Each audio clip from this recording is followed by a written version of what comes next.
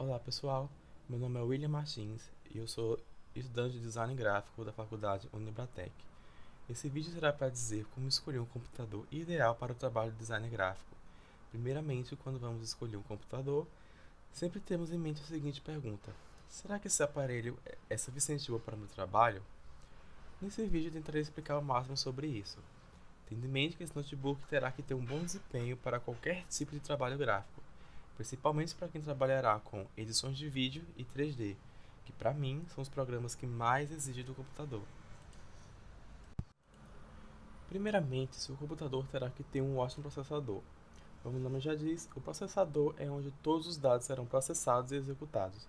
Quanto melhor for o processador, mais rápido serão seus programas irão abrir. Pense em um computador como o corpo humano. O processador será o cérebro do computador. Mas como escolher um melhor processador? Nos processadores existem outros mini processadores, chamados de núcleos. São esses núcleos que vão definir o quão bom será essa peça. Por exemplo, você já deve ter ouvido falar em computador dual core, não é mesmo? Core significa núcleo, em inglês, dual, 2. Ou seja, aquele computador existem dois núcleos nele. Agora, você também já ouviu falar em computador em 3, Core 5, Core 7, por aí vai. O que significa? Bom, isso é apenas uma nomenclatura da Intel para distinguir se o processador é mais avançado que o outro. Por exemplo, um processador i3 ele vem de 3 a 4 núcleos, o i5 de 5 a 6 e o i7 de 7 a 8 núcleos. Também temos o i9, que vem até 18 núcleos nele. E obviamente é o melhor processador que você poderia ter, mas também o mais caro. Porém, você não precisa de um i9 para ter um bom desempenho no seu computador. Um i7 já seria potente o suficiente para trabalhos gráficos, ou até mesmo um i5, dependendo da geração. Por falar em geração, qual seria a diferença entre esses processadores? Intel Core i3 6006U, Intel Core 9 8950 HK, né? Todos esses caracteres têm um significado. Por exemplo, o primeiro número indica a geração do processador. O i3 é de sexta geração e o i9 de oitava. A geração pode ser o as na manga. Ela pode definir se um processador é mais avançado que o outro. Por exemplo, o i5 é de oitava geração, será superior ao i7 de sexta ou sétima geração. Eu sei que é bem complexo, mas resumindo, quanto maior for o i, melhor será o processador, porém apenas se a geração dele for recente. Sempre fique de olho na geração, pois ela é quem mais decide se o processador é topo de linha ou não. Agora vamos adicionar os fixos. Muitos processadores vêm com uma, duas letras no final. Você precisa ficar atento a elas, pois são elas que indicam como o processador vai reagir no seu PC. Por exemplo, no primeiro modelo vemos o U no final, que significa Ultra Low Power, ou seja, ele consome menos energia do seu PC, logo a vida da bateria é mais duradoura. No outro vemos HK, onde o H significa High Performance Graphics, ou seja, a qualidade de mídia, jogos e afins será superior.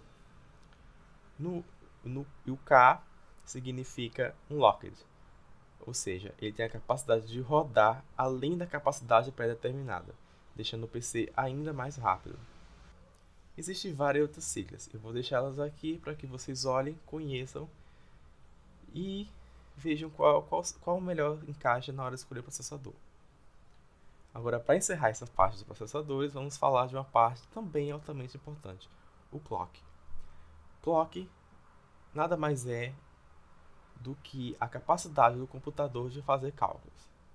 É ele que indica quão rápido o processador vai fazer cálculos. Para quem não sabe, cada comando que você faz no computador gera um cálculo matemático.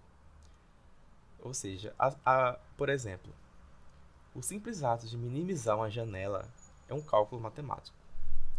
Se o processador tiver 4,5 GHz de clock, ele irá poder realizar 4,5 milhões de cálculos por minuto. Se um outro tiver 2 GHz, ele irá realizar 2 milhões por minuto.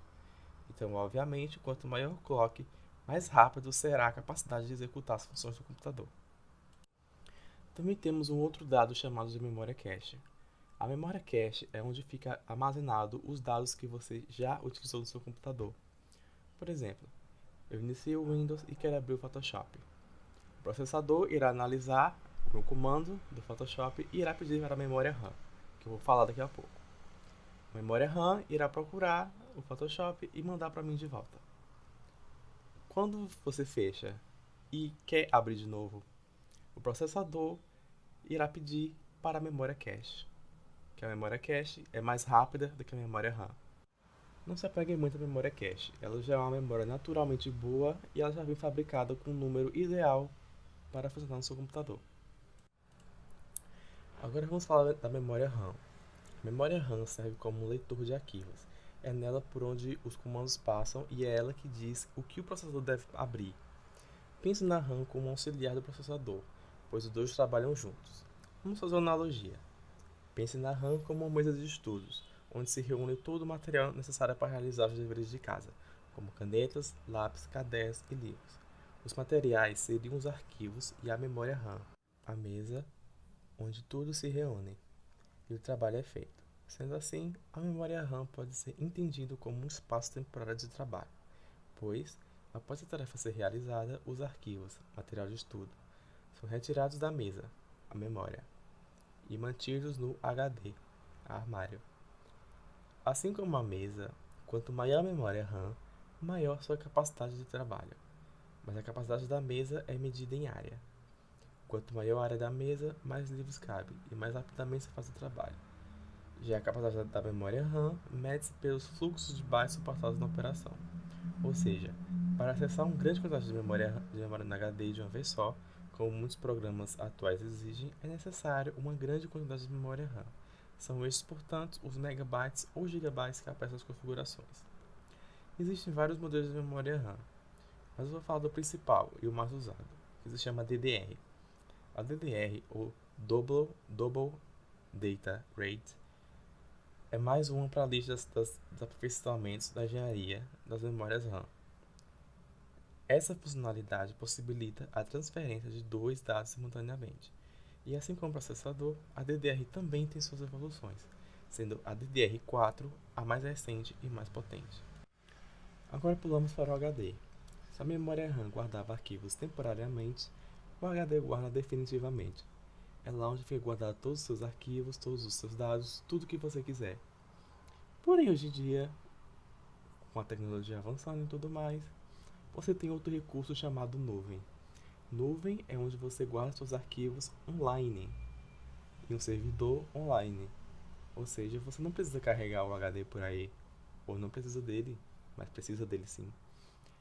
O HD, vamos pensar hoje em dia como um recurso secundário. Você tem a nuvem, mas você tem um HD para guardar seus arquivos de emergência. Porém, temos um outro tipo de disco rígido chamado SSD, que acaba por ser superior ao HD convencional. Por exemplo, o Windows fica gravado no seu HD. O HD é onde vai iniciar o programa, iniciar o seu computador. Se o seu HD estiver fragmentado em várias partes diferentes, ele vai ter que se comunicar com todas as partes fragmentadas e iniciar o seu computador. Já o SSD não. O SSD ele serve como um tipo de memória flash, o mesmo usado no pendrive. O que isso quer dizer? Quando você iniciar o seu computador com um SSD, ele vai iniciar muito mais rápido do que um HD convencional, o que acaba sendo mais conveniente para quem trabalha ou precisa de um computador com maior velocidade de armazenamento ou processamento. Porém, o SSD, por ele ser uma tecnologia mais recente e superior ao HD convencional, ele acaba por ser mais caro. Mas mesmo assim, compensa muito mais você ter um SSD no seu computador do que um próprio HD. E sem esquecer que, quanto maior for a capacidade do SSD, melhor ele vai ser.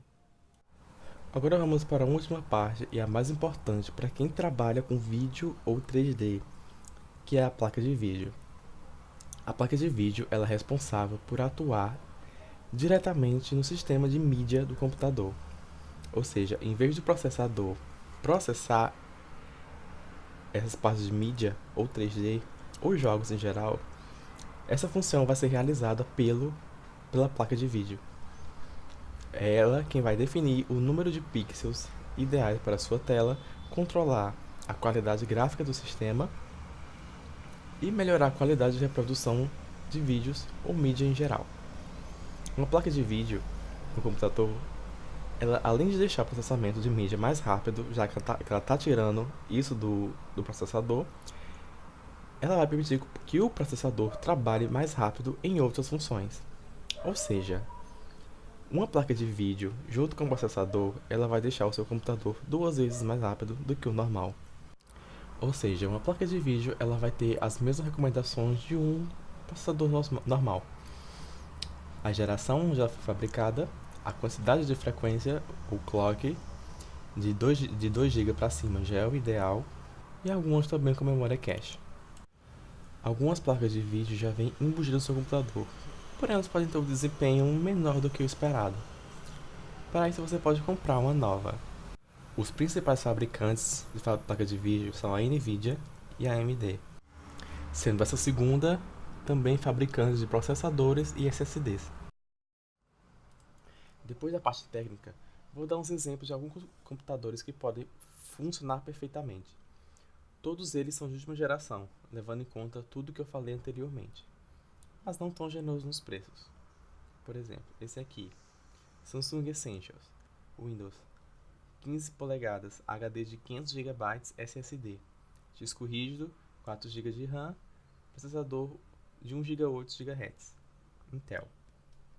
Esse computador é ideal para quem faz trabalhos gráficos leves, Photoshop, Illustrator ou até vídeos leves.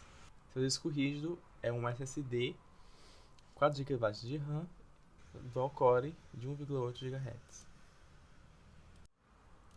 O próximo é um Lenovo IdealPad Windows, 15 polegadas, HD de 1 TB, disco rígido, 8 GB de RAM e processador de 2,7 GHz, também da Intel.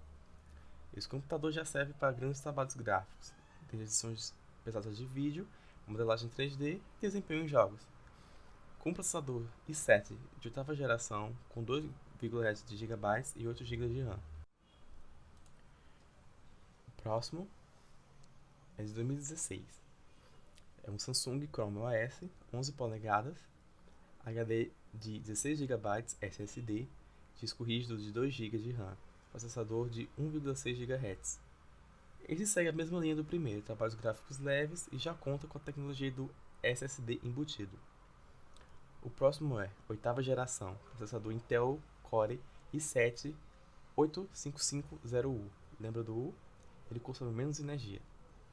4 núcleos, 1,8 GHz, podendo ser expandido até 4 GHz. Tem 8 MB de memória cache, um HD convencional DDR4. Esse é de longe o melhor notebook que você poderia ter. Além de um i7 de 8ª geração, conta com 4 núcleos e clock expansível de até 4 GHz. Ele também conta com cache de 8 GB e um HD convencional, porém DDR4, podendo ser substituído por um SSD, se você quiser. Uma RAM de 20 GB, ideal para qualquer coisa que você pense em fazer nele. Porém, o preço já não é tão amigável assim. Então, esse foi um vídeo mais explicando a parte técnica e o que você deve levar em conta na hora de comprar um computador. Espero que você tenha esclarecido suas ideias e até a próxima.